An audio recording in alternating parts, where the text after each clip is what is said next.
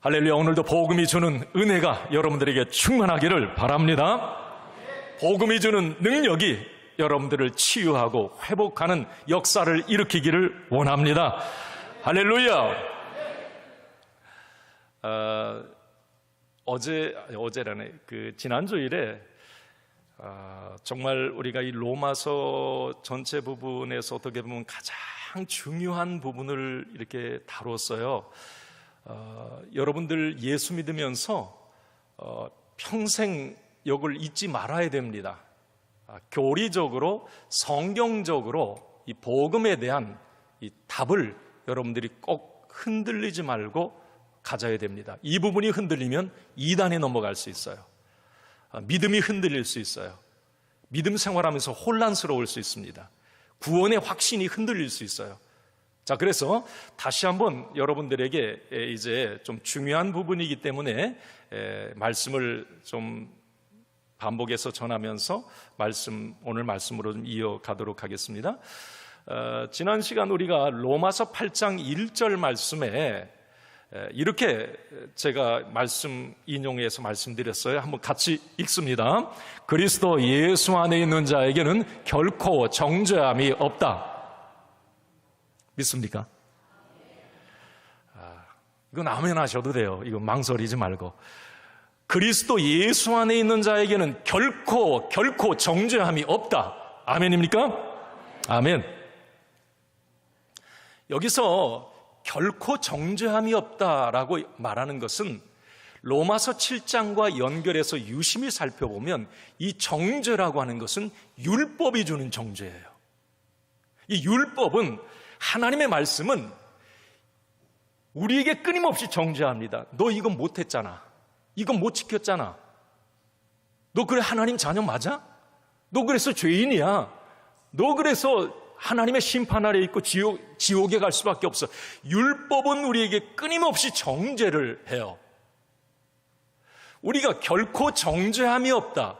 이 율법이 주는 그 율법에서 자유하라고 하는 사도 바울의 선언입니다. 자, 보세요. 예수 믿어도 죄 짓습니까? 안 짓습니까? 저요. 지난 한 주일 살면서 여러분 어떻습니까? 거룩하게 그냥 하나님 보시기에 기쁨의 삶을 사셨습니까? 아니에요. 저부터도 생각으로 마음으로 죄 짓고, 어떤 때는 내가 왜 이러지? 거룩한 막 울분에 휩싸일 때도 있어요. 죄에 굴복한 내 모습이 너무 비참해서. 여러분, 예수 믿어도 우리는 이렇게 죄의 유혹에 넘어져요. 예수 믿는다고 죄 안 짓는 건 아니란 말이죠. 자, 그러면 한번 묻습니다. 내가 예수 그리스도 안에 들어와서 죄에 넘어졌을 때, 죄를 지었을 때 구원과 영생과 천국을 잃는가? 율법이 나에게 너 그 죄 졌으니까 천국 못 가, 구원을 잃었어 라고 정죄할 때 내가 정말 율법이 말하는 대로 구원과 영생과 천국을 잃는가? 아니다. 결코 그런 일이 없다. 만약에 당신 죄 졌으니까, 우리가 예수 믿는데 지금 당신 지난주에 그렇게 죄 졌으니까 구원 못 받아, 천국 못 가, 그러면 이 세상에 구원받을 사람 하나도 없어요. 성경의 위인들도, 성경의 믿음의 조상 아브라함도 구원 못 받습니다. 행위로는 안 돼요. 아브라함의 그 믿음을 의로 여기셨다고 그랬어요. 믿음 때문에, 믿음. 자, 자꾸 우리는 율법이 어떤 행위를 통해서 정죄를 하는데, 그 부분에 대해서, 그 죄책감에 대해서, 그 정죄감에, 좌절감에 대해서 우리는 자유할 필요가 있다라고 하는 것입니다. 자, 그러면 이렇게 한번 여러분들에게 질문을 합니다. 자, 구원받은 우리, 호적이 바뀌었어요. 운명이 바뀌었어요. 마귀의 자녀가 하나님의 자녀가 되었어요. 자, 그러면 내가 받은 이 구원은, 한 번 구원은 영원한가? 어떻습니까? 지난주에 여러분 이 부분 말씀, 나 한 번 구원받았으니까 이 구원은 내가 천국 갈 때까지 안전해. 한 번 구원받은 사람은 천국까지 반드시 가. 맞습니까? 네. 분명히 하셔야 돼요. 자, 성경에 우리가 이 로마서 바울이 주는 이 성경적인 답을 우리가 분명히 가져야 됩니다. 이 칼빈이라고 하는 장로교를 이제 시작한 이 칼빈주의에서는 지금은 많이 이 장로교단도 그게 사라졌어요. 한 번 구원은 영원하다, 이 말을 잘 안 합니다. 왜? 칼빈이 이제 이 주장한 5대 교리가 있는데 그 중에 5번째가 이 성도의 견인이라고 하는 교리예요. 이 성도의 견인은 뭐냐면 한 번 구원받은 사람은 절대 지옥 갈 일 없다. 그 사람은 반드시 천국 간다. 모든 사람, 한 번 구원받은 사람은 반드시 다 천국 간다. 이 칼빈 성도의 견인이에요. 그런데 이 부분이 여러분, 그 칼빈주의자들도 성경에 몇 곳을 제시합니다. 그런데 그건 문자적으로 보는 거예요.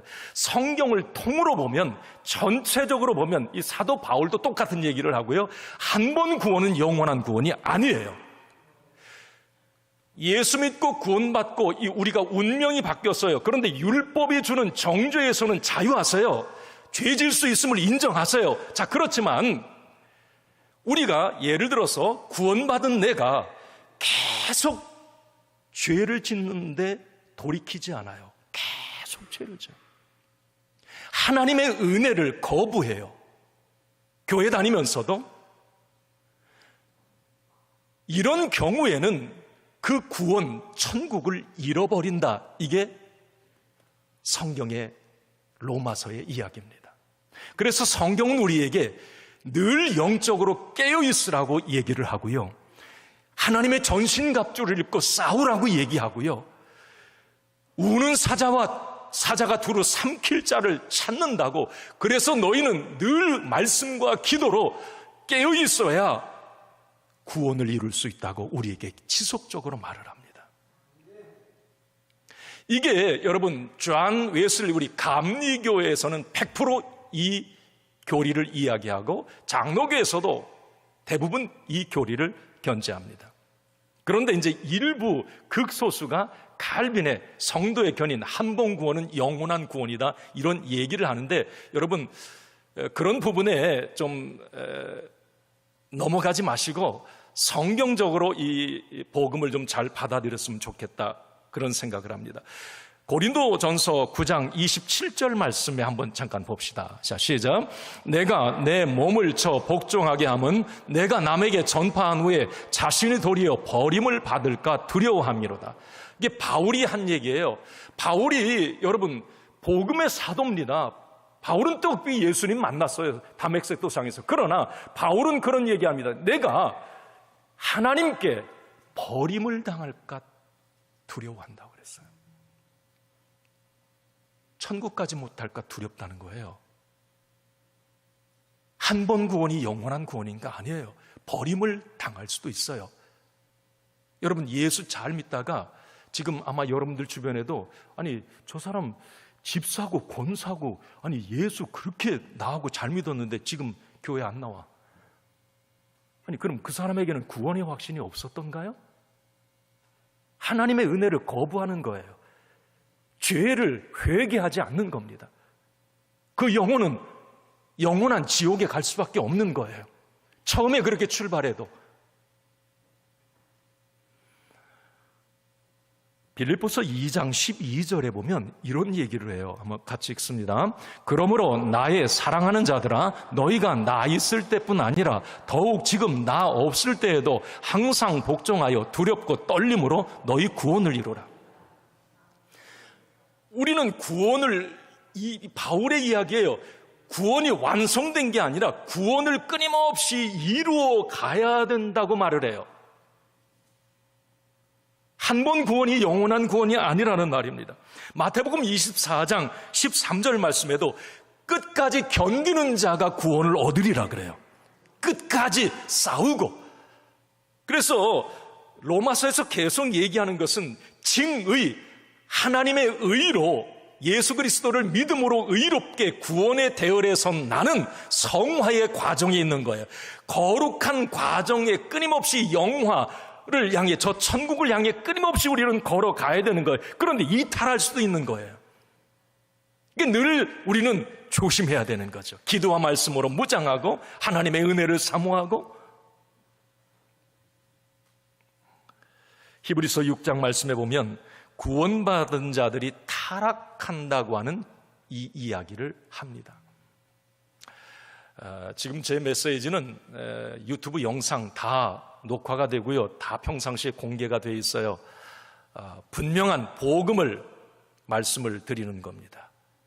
이 복음관이 흔들리면 여러분 자꾸 왔다 갔다 해요. 늘 깨어 있어야 됩니다. 늘 성령 충만하고요, 늘 분분초초 주님을 의식하고 살아야 되고요, 성령의 임재 가운데 살아야 되고요, 늘 말씀을 묵상해야 되고요, 깨어 기도해야 되고요. 그래야 내 영혼이 보존이 되고 영적으로 강건해지고 내 영혼이 천국에 이룰 수 있는 것이에요.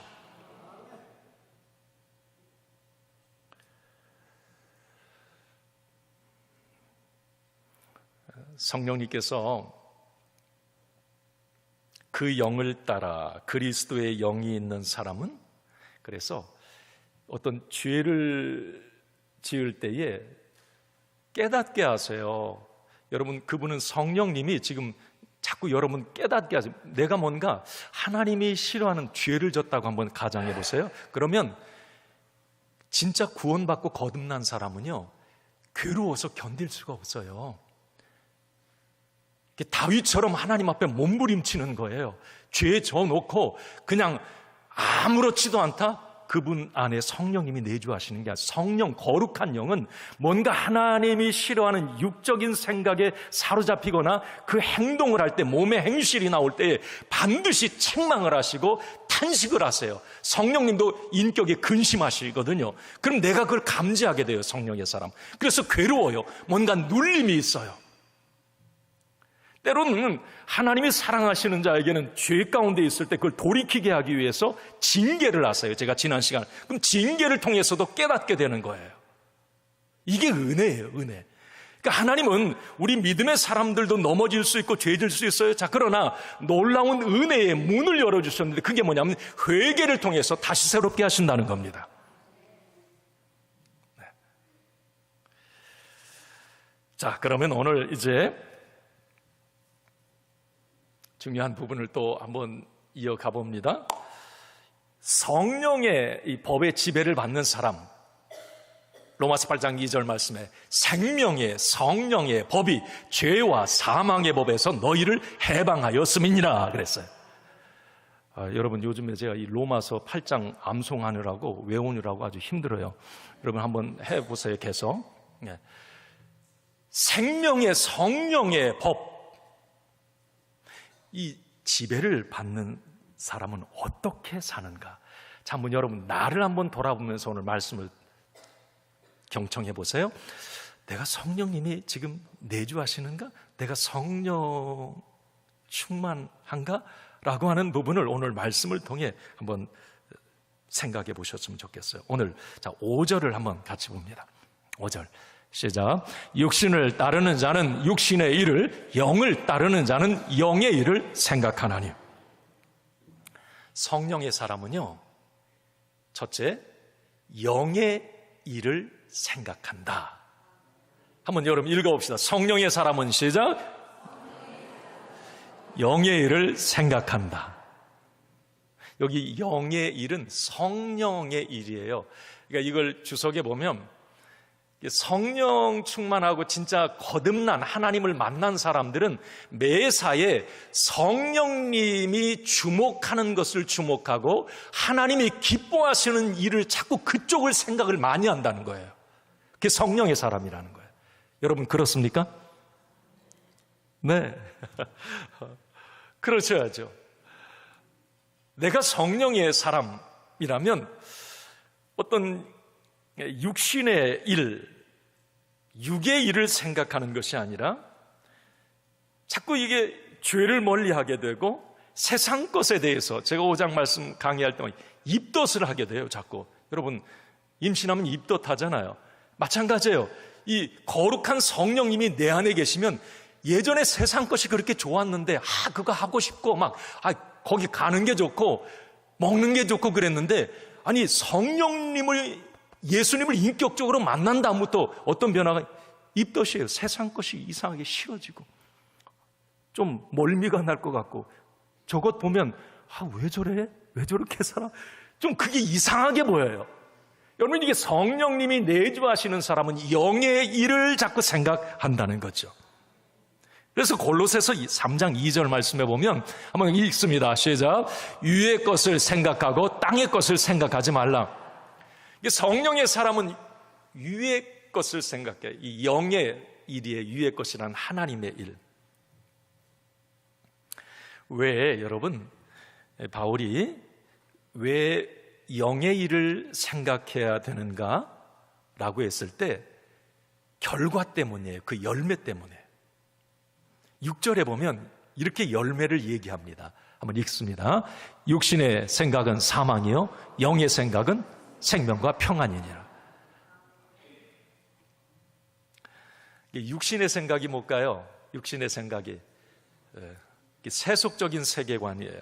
이게 마귀가 주는 생각이에요. 여러분, 육신의 생각에 사로잡히게 되면 어떤 일들이 일어나는가? 자살, 음란, 폭력, 분노, 쾌락, 살인, 중독. 이건 마귀가 주는 어떤 육신의 생각이, 육신의 생각. 그 육신의 생각을 따라가다 보면 어떤 일이 일어나요? 결국 사망에 이른다는 거예요. 그 사람 죽는다는 겁니다. 맞아요. 우리는 세상에서 지금 그걸 많이 보고 살아요. 그런데 6절에 영의 생각은 사망이 아니라 영의 생각의 결과는 생명과 평안이니라. 왜? 성령님께서 주시기 때문에. 구원받은 사람은, 성령의 사람은 성령님께서 내 마음과 생각을 장악하시도록 해야 하는 것이에요. 그럴 때 성령님께서 그의 삶에 성령의 귀한 행복한 열매를 맺게 하세요. 9가지 열매도 주렁주렁 맺어져요. 성령의 일을, 영의 일을 생각하면 그 결과가 자꾸 생명 살아나고 뭔가 풍성해지고 평안해지고 이런 일들이 자꾸 일어나는 거예요. 할렐루야. 여러분, 이 철로역정을 읽어보신 분들 계시죠? 존 버년 이야기인데, 존 버년이 이제 그 당시에 기독교 핍박이 심했을 때 아닙니까? 그 철로역정이나 이제 귀한 복음에 버금가는 이 글들을 많이 썼는데 투옥이 됐어요. 감옥에 갇히게 됐어요. 그런데 이 존 버년이 감옥에 이제 목회자로서 갇히게 됐는데, 그 당시에 이 감옥을 지키는 사람들이 그 존 버년의 그 경건한 태도와 그 삶에 다 감동을 받았다고 그럽니다. 아니, 어떻게 감옥에서 일반 사람 같지가 않아요. 너무 다른 거예요. 그래서 나중에 이제 시간이 지난 다음에 이 간수장이 하루는 그 존 버년 목사님에게 하루 동안 내가 당신에게 시간을 줄 테니까 가족들을 좀 만나고 오시라고. 내가 당신의 그 삶과 그 모습에 너무 감동을 받는다. 내가 당신을 지금 지키고 있는 사람이지만 하루 시간을 줄 테니까 가족들을 만나고 오라. 그래서 이 존 버년이 하루의 기회를 얻어서 이제 가족들을 만나러 갑니다. 그런데 얼마를 가다 보니까 이 성령님께서 주시는 거죠. 왜 성령 충만해야 되는지, 왜 영의 일을 생각하라고 하는지를 지금 말씀하는 거예요. 존 버년 마음이 계속 불편한 거예요. 그리고 어느 순간에 성령님께서 가지 마라, 돌아가라. 이 존 버년은 그 성령님의 음성에 순종하고 감옥으로 돌아갑니다. 그때 이 간수장이 깜짝 놀래가지고, 아니 왜 돌아왔냐고, 아니 가족 만나고 하루 시간 줬더니 왜 돌아왔느냐고. 그때 존 버년 목사님이 한 말이 바로 이거였어요. 당신은 허락했지만 하나님이 원치 않으셔서 돌아왔습니다. 그런데 놀라운 일은 존 버년이 감옥에 딱 들어와서 자리에 앉는 순간에 왕이 보낸 사신이 이제 감옥을 살피러 왔었다고 합니다. 가장 놀란 건 간수장이었습니다. 만약에 존 버년이 그냥 그대로 집으로 갔다면 존 버년도 죽었고 이 간수장도 죽었을 것입니다. 이 간수장이 너무 놀란 거예요. 와, 여러분, 우리가 왜 그 영을 따라, 왜 성령을 따라 살아야 되는지, 왜 영의 일로 주님 생각으로 충만하면서 살아야 되는지, 여러분, 오늘 이 이야기는 우리에게 많은 것을 깨닫게 합니다. 저도 마찬가지예요. 여러분들도 그러시죠? 늘 한 주간의 삶을 살아갈 때, 어떤 일을 선택하고 결정하고 결단할 때 성령의 임재를 사모하세요. 성령님, 이거 어떻게 해야 됩니까? 성령님, 생각나게 해주세요. 성령님, 깨닫게 해주세요. 주님이 기뻐하시는 길, 생명의 길, 사는 길이 뭡니까? 나는 지금 이 길로 가는 게 사는 길 같고 이 길로 가는 게 죽을 길 같은데 하나님 맞습니까? 성령님의 임재를 구하세요. 영의 일의 결과는, 여러분, 그 열매는 생명과 평안입니다. 그것을 여러분 꼭 경험하셔야 됩니다. 11절 말씀에 그래서 이렇게 말을 합니다. 오늘 본문입니다. 시작. 예수를 죽은 자 가운데서 살리신 이의 영이 너희 안에 거하시면 그리스도 예수를 죽은 자 가운데서 살리신 이가 너희 안에 거하시는 그 영으로 말미암아 너희 죽을 몸도 살리시리라. 아멘. 주의 영이, 성령이 내 안에 거하실 때에 살아나는 역사가 일어난다는 말입니다. 왜? 성령은 살리는 영이에요. 따라합시다. 성령님은 살리신다. 아멘. 주여, 죽어가는 나의 뭔가가 있다면 주여 살아나게 하여 주시옵소서. 내 안에 계신 성령님, 몸도 약해져가고 이 죽어져가는 그런 상황이라면 주님 살아나게 하여 주시옵소서.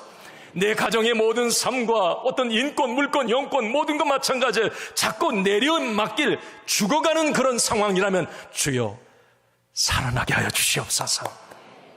성령님은 살리는 영이세요. 할렐루야. 네, 평안하게 하시는 영, 생명과 평안이니라. 생명 살아나고 강력한 하늘의 평안이 임합니다.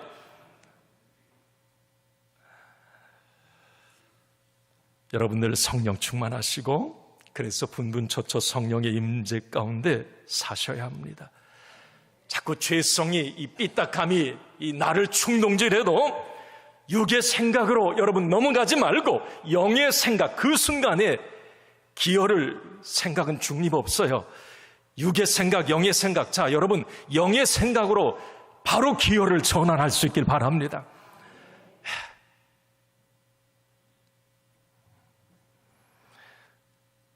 또 하나, 여러분, 성령 충만한 사람, 성령의 사람은, 성령의 법의 지배를 받는 사람은 이렇게 산대요.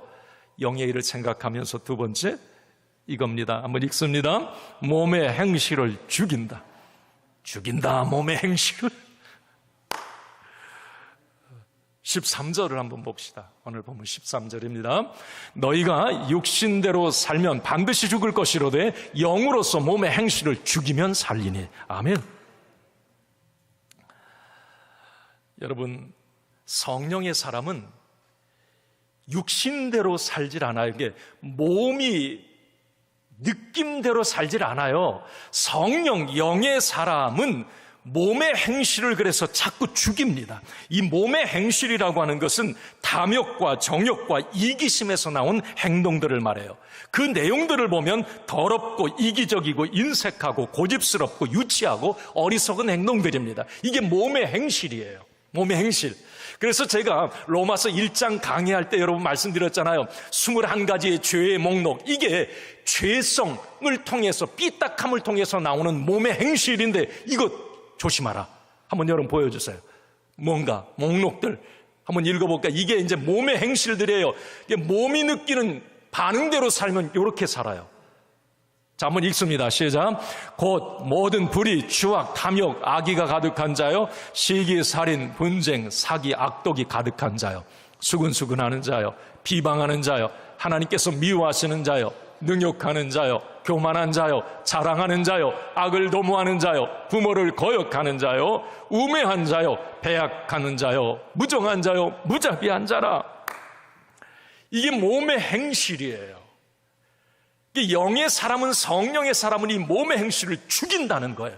이 죽여야 산다는 거예요.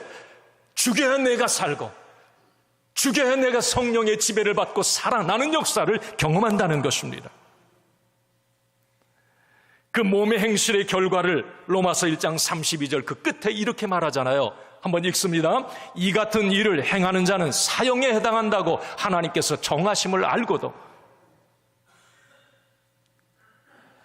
사랑하는 성도 여러분, 이미 내주하시는 성령님에 민감하시기를 바랍니다.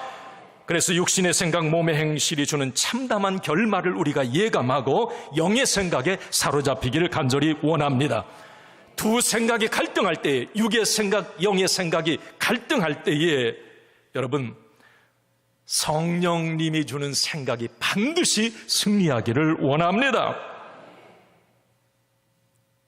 자, 그러면 이제 끝으로 오늘 내가 이렇게 몸의 행실을 죽이고 영의 일, 하나님이 기뻐하시는 일을 자꾸 생각하는 이 성령의 사람으로, 진짜 구원받은 사람으로 살아갈 때에 하나님께서는 우리에게, 너에게 내가 이런 은혜와 복을 꼭 줄 거야. 바울이 오늘 그 엄청난 이야기를 합니다. 우리 14절, 15절 같이 읽습니다. 시작. 무릇 하나님의 영으로 인도함을 받는 사람은 곧 하나님의 아들이라. 너희는 다시 무서워하는 종의 영을 받지 아니하고 양자의 영을 받았으므로 우리가 아빠, 아버지라고 부르짖느니라. 아멘. 여러분, 아빠라는 말이 성경에 나오잖아요.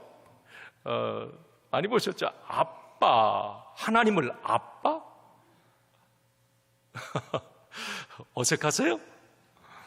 여러분, 성령이 내주하는 사람은, 진짜 거듭난 사람은 하나님을 아빠, 아버지라고 여기 부르짖느니라 라는 말을 여러분 주목하세요. 그러니까 내가 하나님을 부끄러워가지고 누가 들을까 봐 아버지 이게 아니라 너무 자랑스러워서 하나님을 아버지라고 부르는 게 너무 좋아서 부르짖는데, 아버지! 아빠! 막 자랑스럽게 그렇게 말한다는 거예요. 왜? 그건 성령이 내 안에서 그렇게 증언하신다는 거예요. 여러분, 하나님을 아버지라고 부르는 데 대해서 여러분 어색하지 않으셔야 돼요. 당당하셔야 돼요. 자랑스러워 하셔야 됩니다. 여러분, 이 성삼위 하나님을 아버지라고 부른다고 하는 건, 저도 그럴 때가 있었어요. 하나님을 어떻게 아버지라고, 아버지 해보니까 이게 도저히 쑥스러워가지고 안 돼. 아버지? 이게 인간의 어떤 지정의, 세상의 윤리와 도덕 상식으로는 하나님을 아버지라고 절대 못해요. 그래서 오늘 16절에 이런 말이 있는 거예요. 16절을 한번 보여주세요. 시작. 성령이 친히 우리의 영과 더불어 우리가 하나님의 자녀인 것을 증언하시나니, 이게 무슨 말인 줄 알았어요? 내가 아버지라고 자신 있게 하는 것은 내 육으로는 못한다는 거예요. 그게 안 나와요. 목까지 올라오는데 생각으로는 하나님의 아버지라는 게 이해가 되는데 입으로 안 나오는 거예요. 성령이 그걸 증언해 주셔야 되는 거예요. 이건 다시 말하면 아직도 예수님을 인격적으로 만나지 못했다면 하나님을 아버지라고 부르는 게 어색할 수밖에 없어요. 이상해요. 그런데 진짜 거듭나고 성령 충만한 사람은 하나님을 아버지라고 부르는 것이 자연스럽고 친근하고 포근하게 느껴지고 부를수록 은혜가 돼요. 할렐루야.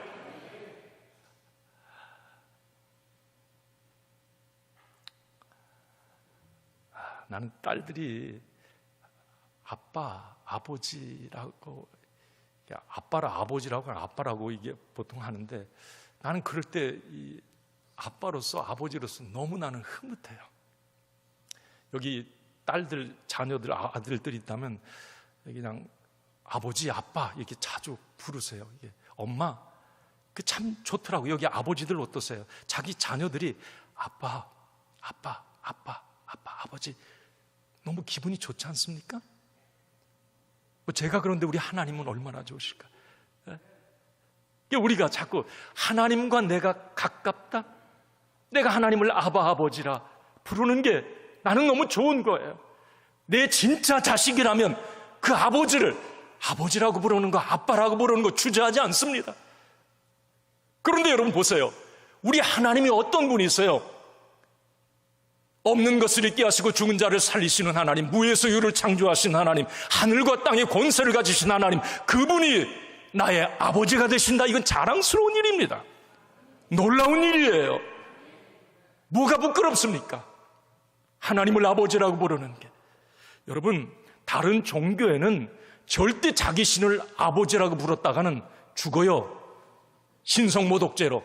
여러분, 유대인들도 지금도 마찬가지. 하나님 아버지라고 불러요, 못 불러요? 못 불러요. 예수님도 하나님을 아버지라고 부르는 신성모독죄 죄목 중에 그게 걸린 거예요.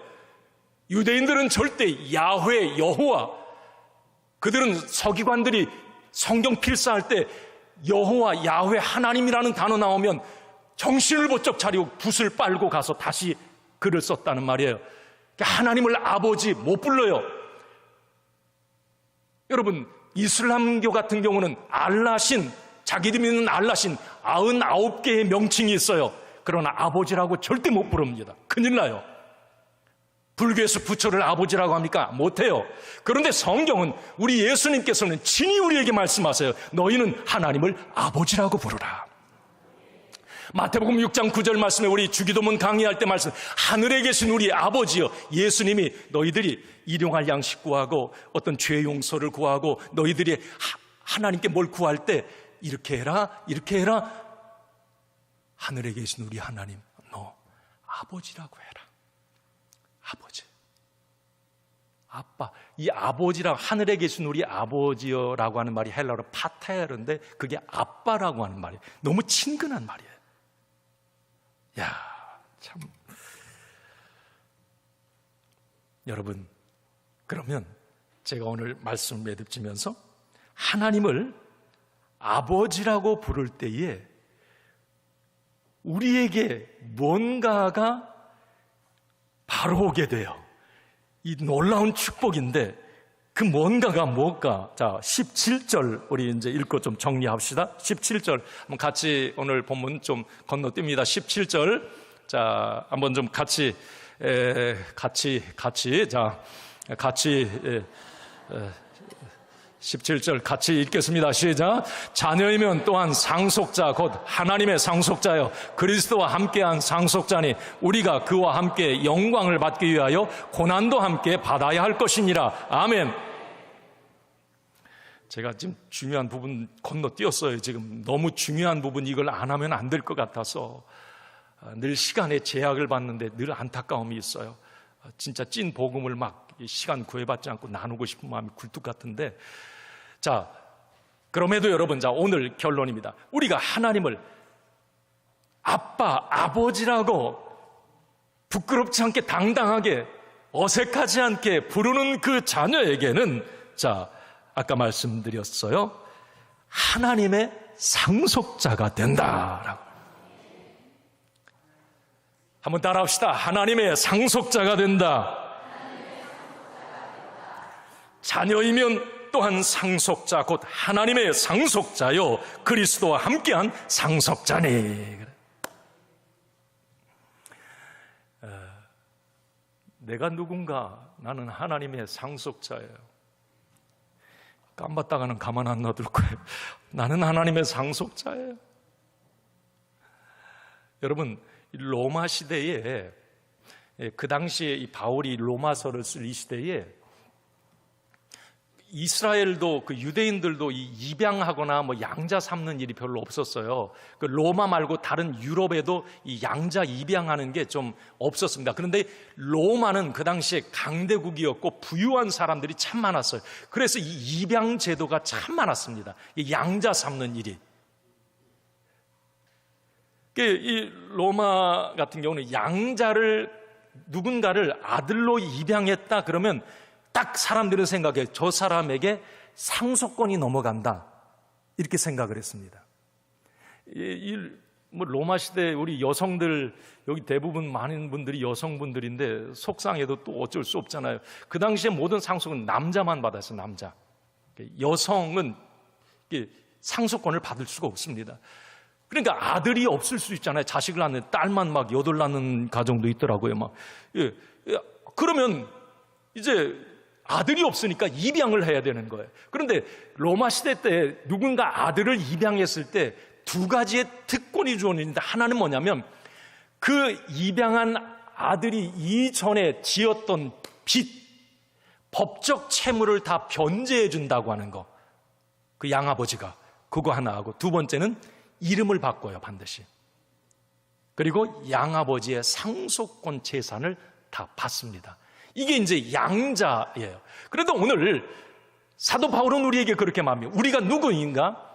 너희는 양자의 영을 받은 사람이에요. 이 양자의 영은 현대의 성경에 입양하는 영이라고 되어 있어요. 그러니까 우리는 누구인가? 처음부터 하나님의 자녀인 사람은 없다라고 하는 게 이 양자의 영에서 말하는 거예요. 처음부터 하나님의 자녀, 우리는 모두 양자라는 거예요.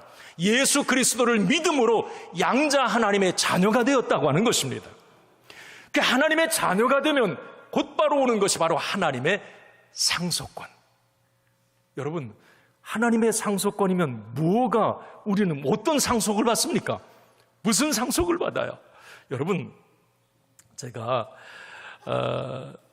한번 이제 마지막 마무리할 테니까 옆에 있는 분에게 한번 얼굴을 이렇게 좀 들여다보고, 이제분이 엄청난 분이십니다, 대단한 분이십니다, 한번 축복해 주세요. 시작.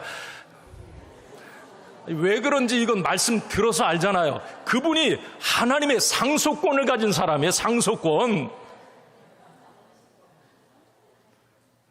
나 깜보지 말라 그래요. 앞으로 가만 안 놔둔다고. 내가 하나님의 자녀이면 상속자요, 하나님의 상속자니, 그리스도와 함께한 상속자다. 나는 무엇을 상속받았나? 내가 말씀 준비하면서 곰곰이 생각했어요. 로마서 말씀 나누면서 많은 은혜가 돼요.